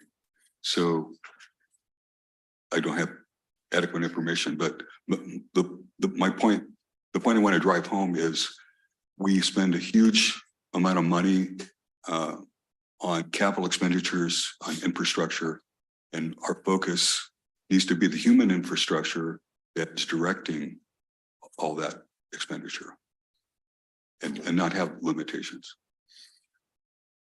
Director Jacobs, I agree with you as far as the education stuff. We just have to, you know, basically I'm not going to get sent to a pipe or pump class or seals class anymore. That's not my current job. It would be on the implementation and development of policy. Right. Yeah, as far as the education. Yeah, I mean, you know, just a case in point, we have a world-class wastewater treatment plant that we're about to get put into action. We have a world-class treated water system that's about to be unleashed at Sierra Pines. We need to have world-class minds and educated, you know, folks. We have the benefit of world-class information so we can do our job. We want to be the best. We don't want to just be adequate. We want to be the best. Good point. Good point. Director Balin. Yeah, and I'd like to just maybe perhaps suggest that, like Don said, this will just take some looking at, if you will, and working with you. So I would like to propose that Director Jacobs and myself form an ad hoc committee to do this. I actually agree with you with that word limitation and the effect it has, and work with Don, Abby, Steve, and take a look at serious updates to bring back to the board some recommendations. Yeah, I agree with that. I think that's a good idea. And Director Jacobs, would you be willing to serve on that ad hoc committee with Director Balin? Be honored. Okay. All right. We'll make it happen. Thank you. We look forward to what you bring back. Okay. Any other comments before we move on here? Okay, again, this is another informational item, so no action to be taken. And Melissa, next item. Okay, staff reports. Okay, so for a few weeks, I didn't have much to report, but today I have a fair amount. Beginning with last week, at the last hour, I made 2 trips out of this county, one up to Roseville on the 3rd to attend the California Water Plan 2023 update that was put on by the Department of Water Resources, DWR. It was titled a plenary meeting. It was a 2-day. I couldn't go the second day because I had another deal to go to the next day, but this was kind of a 2-parter. The first part was, water planning and update. This was really guided and geared towards the Glenn Nunleys of the world, right? So I was a little like a fish out of water a little bit, but it's, again, being a general manager, I have some general knowledge about this. But the takeaway from that is, I happened to sat next to a DWR fella, and he asked me, "Where are you from?" And because I'm from Tuolumne, and well, he was curious, how do districts like Tuolumne interact or use the DWR as a tool or for them? And I said, sorry, I don't know if I have a great answer for you, but my answer is this. As of late, we have received several grants from the DWR to the tune of several $1 million, of which, we're very appreciative because these are important projects that really helps further some of our missions and that our ratepayers really can't afford. So but if you're asking me how we use you as a tool for water budgeting, I'm not an engineer and I don't know I have the answer, but I don't think we use you much at all. I said, we have a very unique system in Tuolumne County. TUD doesn't really own much or most of its water infrastructure. We don't own and operate and manage our watershed. We don't own and operate the 2 dams. So none of that really involves TUD as far as ownership goes, but we work close. Anyway, long story short, I explained our relationship with PG and how we budget for the water year. So the other part of that day was the 20th anniversary of the IRWM. Okay, so it's been around for 20 years and this was sort of a celebration. And so what they did was they kind of went through some stuff. And one of those things was it was informative, right? In the 20 years, through the IRWM, there's been $7 billion worth of grants out there to the state. So that's a pretty amazing number. And they featured at this day 8 of the 48 different regions of the IRWM, and they all came with their testimonies. And I won't go through all of them, but several things I took away, and I don't want to lose any of them. One of the takeaway was all but one of the 8 agencies that were there for their testimony were from Southern California. Only one was from Northern California, yet this thing was held in Northern California. Had me scratching my head.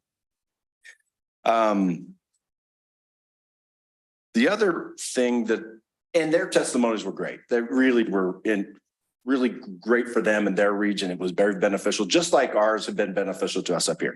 But one of the things that I'm starting to notice is there is a very intentional and consistent tribal presence there, right? And one of the members did a kind of an opening ceremonial prayer in his native language, and it was really kind of powerful. But the takeaway there is just there's a desire for an acknowledgement, right? And this is the thing that he said it was kind of powerful, and to me was just like our sovereignty, we did not sign off our water rights either, right? Just an acknowledgement of that. And so anyway, pretty powerful. I'm really happy I went. I was not planning on going. I went kicking and screaming, but once I get away and meet and visit and talk with other people, it was been good. So sorry, taking too long. Placer. So the next day, Director Balin and I went up to Placer County to attend the French Meadows restoration project. And there were some really, this is really important, right? So again, I had other things to do that day besides go on a 4-hour road trip. But as about a couple hours into the tour, I realized, it was really important for me to get out there and meet some people. So here's some of the partners that were a part of that tour.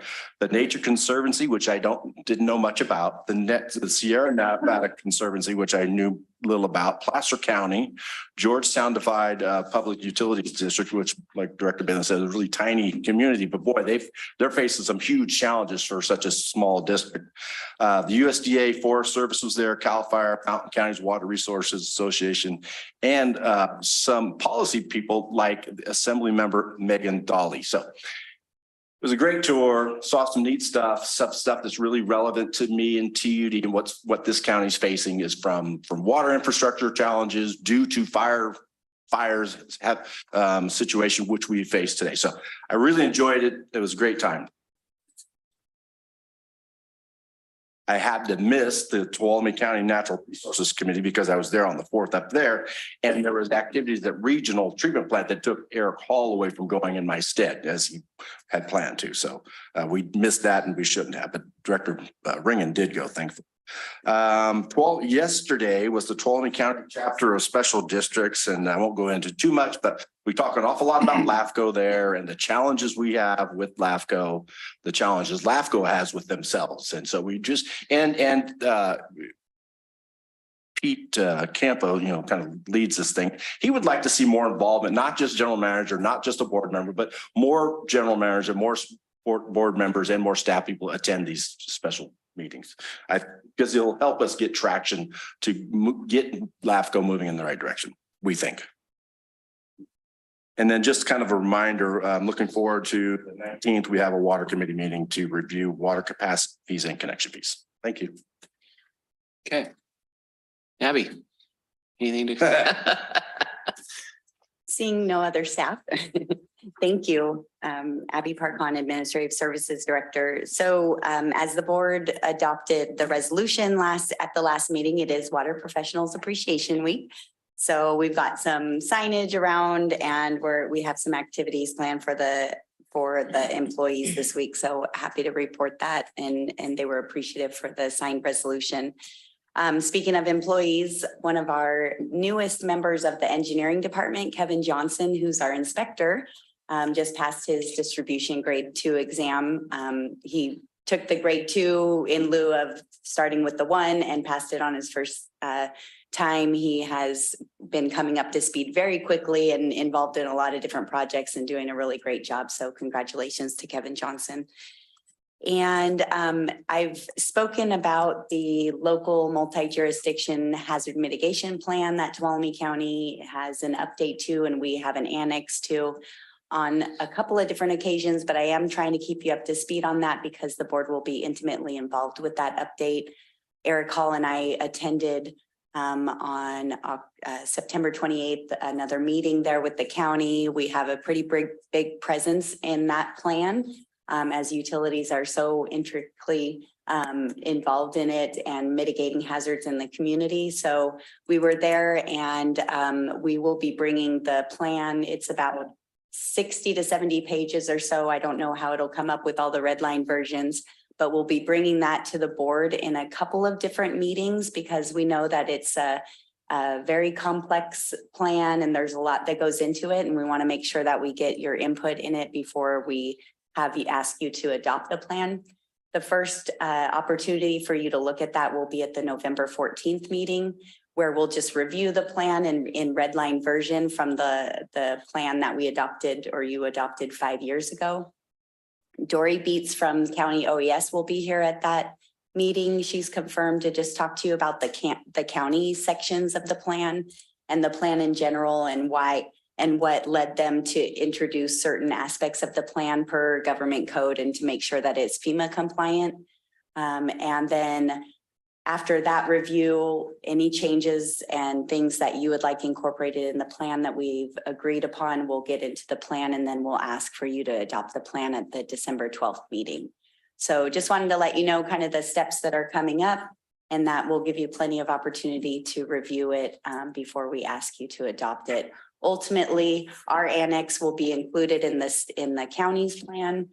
The last plan, I believe, had 16 annexes, but there may be some other jurisdictions that may want to add on to the plan as well. So, and then the county is looking for the Board of Supervisors to approve theirs in February and submit to FEMA within before the deadline of April. So that's the timeline of that. But again, I just wanted to let you know to look for that in the next month.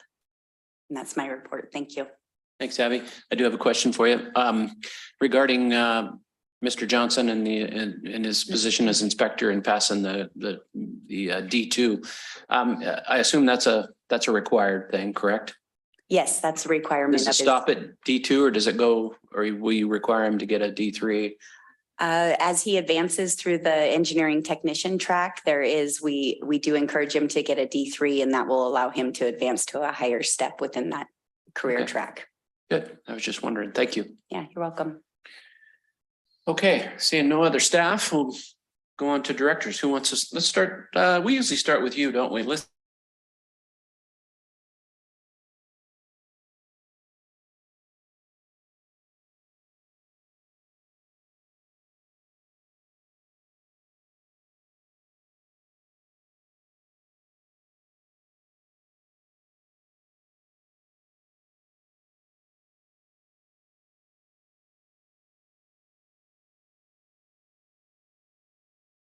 bill. Okay, and Laird Senator Laird had a rep, and plus 3 members of the Nature Conservancy, which we have not had any projects or partnerships with them here yet. And then Carrie Timmer, and what is she, and she's working directly for the county. And Dawn, can you remember what her title is? Because I think it's important. Give me a minute. Okay, all right, I'll continue. Okay, so the takeaways for me was, one of them is Andy Fecco, who had come through the ranks of Placer County Water Agency, like Don. His brother's a logger for SBI. He's just a plain talking guy, and we went through a fire that had just burned, right? Just total crispy, and we saw the soil ready for runoff. We saw the canal that it affected. And you better believe that CAL FIRE was pumping right out of that. They were not balking at that, saying, no, we don't have the right apparatus. Everybody was hands-on. And we saw then more bus ride, canyon, everything, fires that had been through 15, 20 years ago, regen, right? But we were looking at Forest Service and SBI. Of course, SBI has a mission, not a multiple mission. I mean, their mission is pretty clear. They plant trees and they cut trees. And so what was a value here was the fact that decisions no longer happen in a vacuum. It's the canal, it's the operator, their operations guy was right there talking exactly how they were working with CAL FIRE and keeping the sediment out of the ditch or the canal, and how they were protecting it. And he said sediment in a hot fire is going to be a reality for years to come. And just the management that okay, what do we do with all that? How do we protect the system? A lot of good stuff. And the fire guy from the Forest Service, I had a good discussion with him. He's a retired Forest Service, and he said that this French Meadow project is with a lot of other projects, and one of the reasons Nature Conservancy is part of our team now. This is private public partnerships. The Forest Service now can have private contractors do vegetation management on fed land. Randy Moore, who was our Region 5 supervisor forever, who never could, get the attention of the appropriations of, it's under Department of Agriculture, now is the nation's regional forester.